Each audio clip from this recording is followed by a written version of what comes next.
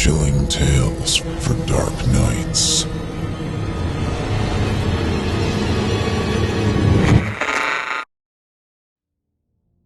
Teddy Bears and Tea Parties. Written by Samuel Boyd Taylor. Performed by Jason Hill. With her hands still shaking, the little girl wipes a circle of blood clean from the kitchen window. Her pinky is missing, still bleeding where it's been cut off. She knows he's out there, watching. There. The shadow between the hungry-eyed houses, short, round man on a unicycle, tall hat, flat teeth, no eyes. Just an eyeball he stole and a monocle loop that he holds to his forehead with four-fingered hands. The little girl puts the teddy bear by the sink, a ratty old bear with greasy olive-colored fur. She hopes it's the last one alive.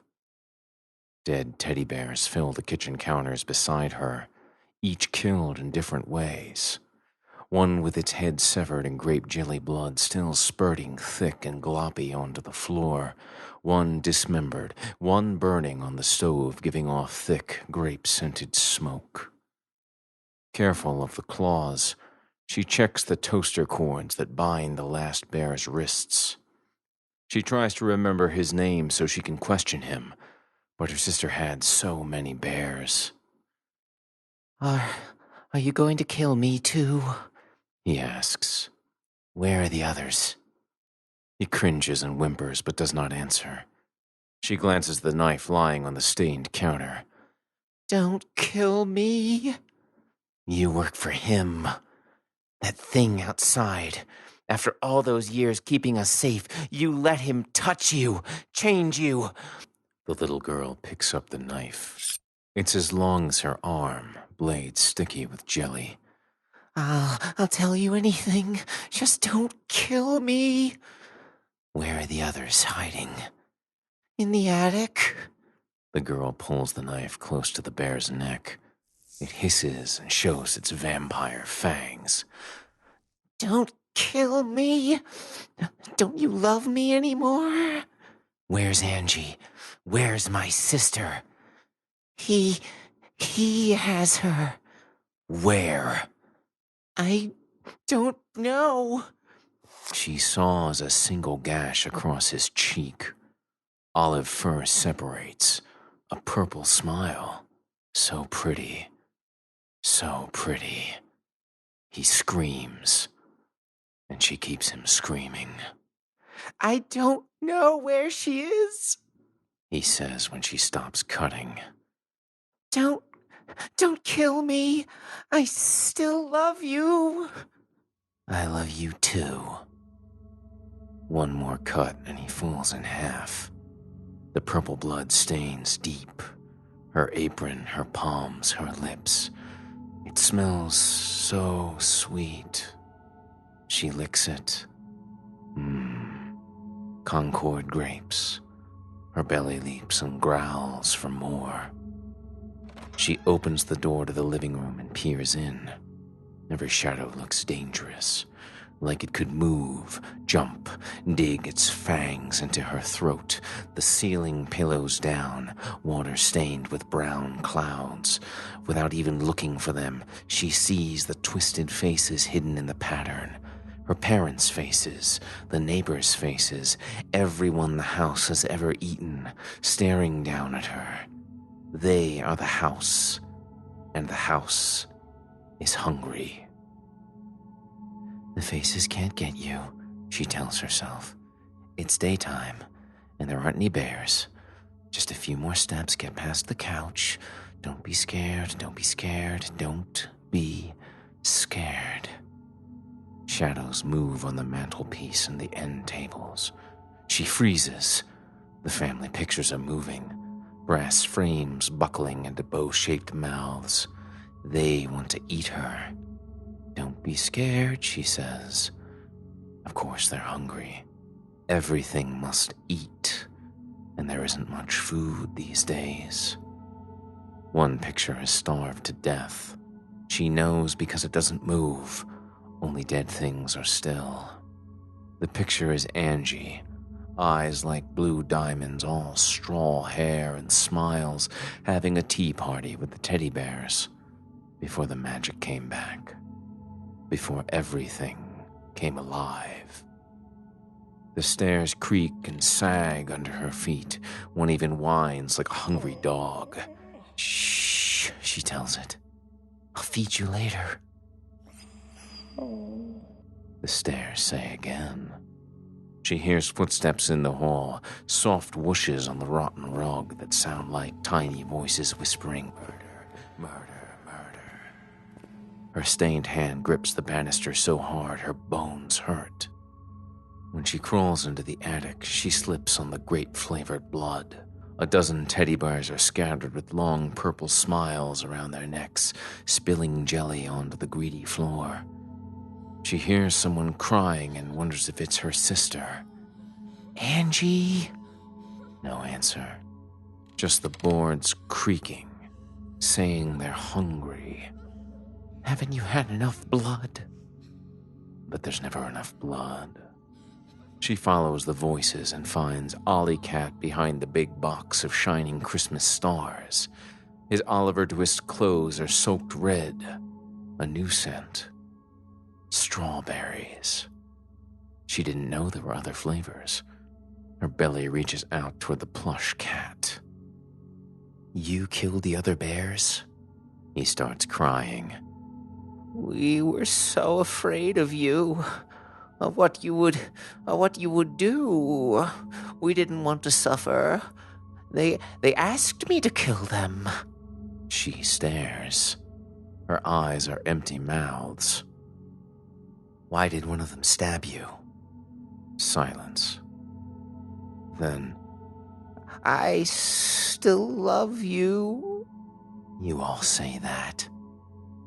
The pull-string loop that makes Ollie Cat purr has a thumb stuck in it. Angie's thumb. Bit off my bare teeth. The little girl takes it, tucks it in her stained apron. "What did you do with Angie?" He tries to crawl away, but he is too weak. His jelly-filled body folds in on itself and quivers. She pulls the string, forces him to purr, drags him back under the knife. He pisses himself then. Sweet strawberry piss. She thinks of Angie, straw hair and smiles. Then she thinks of the thumb. "I'm going to make you hurt. A lot. Okay?" Okay," he whimpers. She loves strawberries. She sees him out there, hiding behind the street corner on his unicycle, staring at her with eyeless eyes. She moves from window to window, but he is always there. She knows he has her sister, he has Angie, but the little girl is too scared to face him. All she can do is listen to his unicycle creak, creak, creak as he pedals around the house. On the third day, the bear blood runs out. By the next day, she is starving, and the house is starving too. The faces in the ceiling start following her around and smiling at her. Always, always smiling. If she doesn't leave soon, they will eat her. She licks the purple stain on her palm because it is sweet, but every lick she remembers teddy bears screaming and dying. She tries to scrape it off with her fingernails, but no matter how much she licks or scrapes, it will not come out. The little girl holds the knife in front of her and opens the door. He creaks back and forth on his unicycle beside the rusted swing on the front lawn. How are you? He says. The hungry houses behind him lean toward her. Boards creak, bricks pour powdered mortar like blood. Hungry? I gave you blood. There's never enough blood. He smiles with black lips. Do you know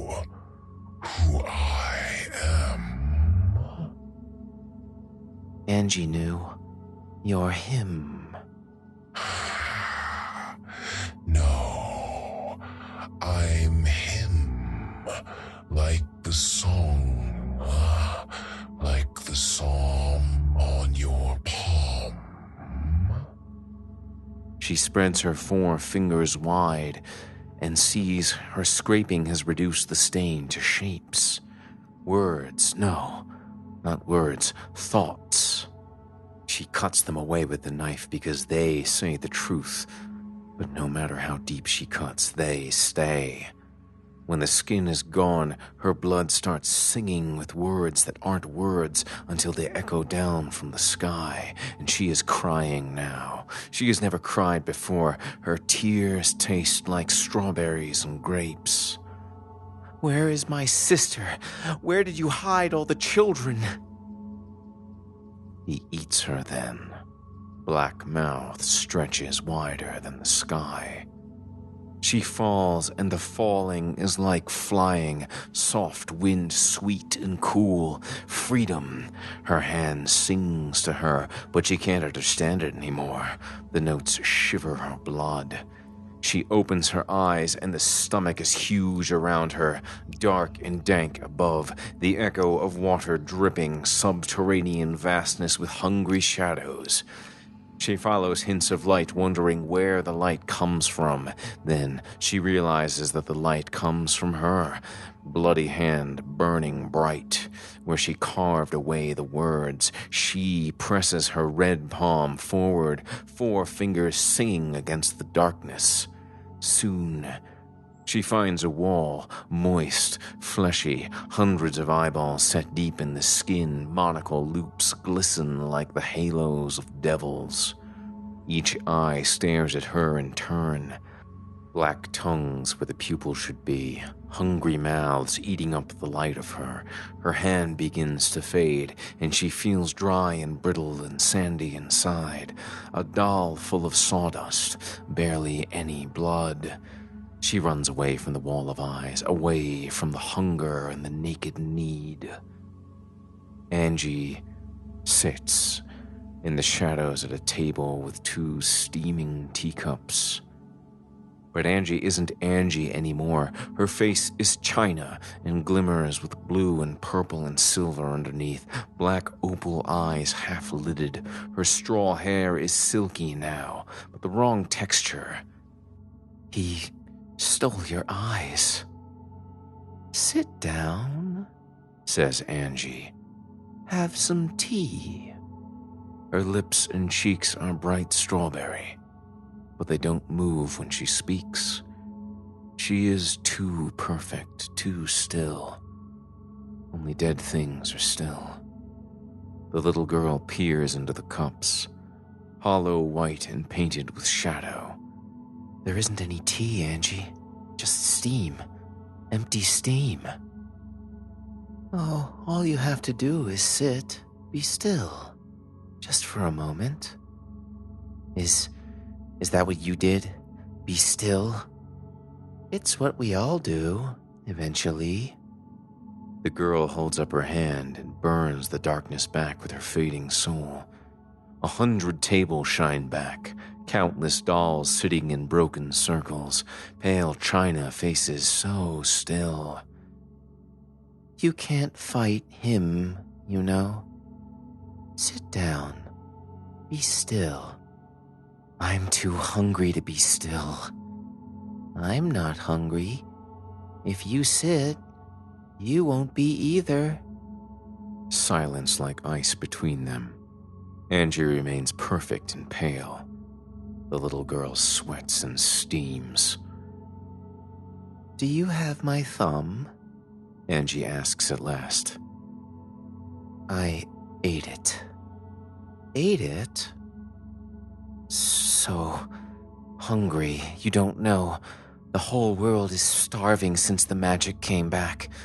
The houses, the teddy bears, the swing sets. Everything has to eat now. Everything has blood. The girl licks her lips, remembers the Concord grapes. Angie's voice sounds scared. You're thinking about eating me too, aren't you? No, the little girl lies. I came to rescue you, to bring you back. To what? There's nothing left. There has to be something left. Oh, you can't beat him. Sit down. Rest. Just for 1 second. I'm taking you home, Angie. I don't want to go. I like it here. You will too. The little girl steals Angie then, tucks her under her right arm, and runs. The girl doesn't know where she's going until she gets there. The wall of eyes. She stops when she sees it, awed by the size and the countless glistening monocle loops. How many eyes does he have? She asks. All of them. The eyes turn toward her again, one by one, as she walks past. The red light from her hand flickers, fades. Sand starts to scrub inside her veins. They eat up the light of you, Angie says. They turn you into sawdust in China, the hungry eyes with black tongues. You're the milk. They're the cats. Just a little further, the little girl tells herself. Her breath comes in short gasps. She is so hungry. Her stomach feels full of cold, gnashing teeth. What are you looking for anyway? You'll never find it. Then the little girl stops and points. Look, Angie, your eyes. Blue diamonds. Blue diamonds. She sets Angie down and pulls the knife from her apron. The blade a slice of fire in the shadows. She grabs a fistful of flesh and slime. She pulls herself up, stabs with the knife, pulls herself up farther. The nearest eye licks her with its black tongue. She feels so cold. Angie keeps telling her to come down, to rest, to be still. But she doesn't. She climbs like this until she is next to the blue diamonds. She reaches deep into the socket and pulls one free with a pop. It rolls over in her palm and looks at her. The wall grumbles and shakes. Sand spews out and glitters in the air. Don't do it, Angie says. I don't want my old eyes. I like my black opals. The little girl is shivering now. How can eyeballs be so cold? They burn. She reaches in and grabs the other eye. It tries to shake her grip. The monocle loop twists, tries to cut her and steal her blood. The edge sharper than scissors, sharper than her knife. Don't do it, Angie says again. The wall shakes like jelly now. The rumbling gets louder. The girl pulls the eye free. The sand pours like a river where the eyes used to be and rips open the wall. Already there is a pile of golden sand below. The slimy wall slips in her grasp. She grabs for it and again she misses and falls end over end. But the sand catches her. She struggles to her feet and staggers to her sister.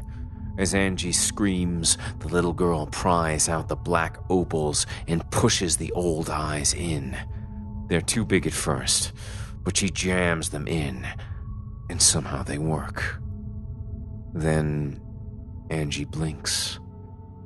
You beat him, she says. Her lips don't look painted, instead like flesh. But they don't move either. You beat him. Maybe. Just a little. The little girl wonders how her sister's eyes would taste. The sand rages down. The rest of the eyes in the wall spit out on golden jets of dust. Then, just as suddenly, the sand stops. The eyes on the ground stand up, using their black tongues like legs and begin to hop around. The monocle loops are still around them and spin like saw blades. The eyes are hungry, Angie says. We should leave. The sisters stare past the torn wall and into the core of him. They see golden gears, silver levers, teddy bears as big as they are running and running in a turning cage to keep the bellows pumping. A whistle sounds in the fiery vast. Jets of steam wet the air and make it boil. And behind the gears and the grinding and the whistling steam, they hear a clang, clang, clang, constant, never varying. I think that's his heart, the little girl says. It is. I can feel it in my seams. His hungry, starving metal heart. The little girl grabs a gear and starts to climb. The heart is far below them now. She can see it still through the forest of gears, a giant kettle with a metal arm scooping out green soup and pouring it into funnels. Every scoop, the arm hits bottom, clang, clang, clang. The soup stinks like rotten meat. She thinks she can see car tires in it, but her stomach still growls. Are you still hungry? Angie says from under the girl's arm.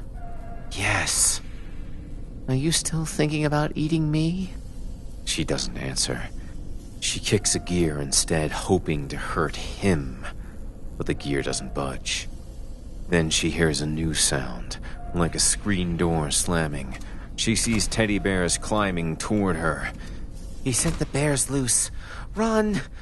She kills the first bear near him's skull, cuts its hand off, then stabs it in the heart. The body falls with the knife still wedged in it tight and bounces gear to gear until it hits a catwalk. Splat! A smear of thick green jelly. No fair. He was Apple. Apple's my favorite, Angie says. And I'm hungry too. The little girl stashes the hand in her apron. We'll eat it later, she says. She licks her fingers clean before she climbs and tries not to worry about how she will kill the other bears without a knife. The skull is a hall of mirrors, dark voids full on her own shape, shorter here, fatter there, taller, and then a mirror that turns her body into cubes and moves them around. An eye where her lips should be, her teeth in her throat. She stares. The teddy bears are coming. They're coming. Angie sounds calm. Too calm. Do you want to get away? I don't like being hungry. Easier to be still. The little girl shivers. Angie is bigger now, heavier. Her hair looks more like straw. The little girl wonders how she will feed Angie when she can't feed herself. They find a ball of lightning bolts hissing and shivering against each other like snakes, each white bolt trying to eat the next until it seems that each one is eating itself. Throbbing heat presses itself into their faces. Him's soul, Angie says. The little girl reaches her hand out toward the snakes of light but doesn't touch. Somehow the lightning is inside her eyes. He is changing me, Angie, making me into something new. Angie is quiet for a moment. Then, the bears, they're here. The bears step around a corner wielding sharpened gears tied to sticks, homemade meat cleavers to cleave girl meat. Angie cowers in the corner, shaking. Her hair looks like straw. The little girl is tired and worn too thin. She's seen too much violence, done too much. She doesn't want to hurt anyone anymore. Don't make me do this, she says to the bears. Don't make me kill you. A big blue bear with white paws laughs, steps forward. He doesn't have to say he doesn't believe her. He says it by raising the sharp-toothed gear. The little girl grabs a fistful of thunder with her four-fingered hand. The flesh scorches and blackens, smells like burnt bacon. White lightning bleeds inside, turns red. The psalm in her palm pulses loud, a hammer on the ears. The bears freeze mid-step. They see their doom in red lightning. She throws Zeus from the hand of a child. The bears are red ashes then, and the lightning returns and hides inside her hand. Him's skull unfolds outward like paper, white bone origami undone, smoke, the scent of cheesecake. 2 blocks ruined, houses smoking voids, the swing set charred so it can only limp along on one rusted leg. Doll bodies scattered everywhere, slowly changing to flesh. But him is still and dead. All the many pieces of him strewn and smoking and unmoving. But the little girl can feel her hand tingle, sees the sparks. Because they are starving, she and Angie eat the apple-flavored hand. The girl starts at the pinky, Angie at the thumb. One by one, the stolen children awake, some with their own eyes, some with black opals still, and the 2 sisters tell them, "Don't sit on the swing set, and don't trust your friends, and feed any house before you go in. The world is alive since the magic came back, and children are small and make a good snack, and everything tricks, and everything cheats, and everything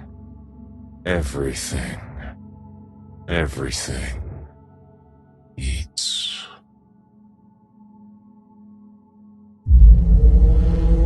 Chilling tales for dark nights.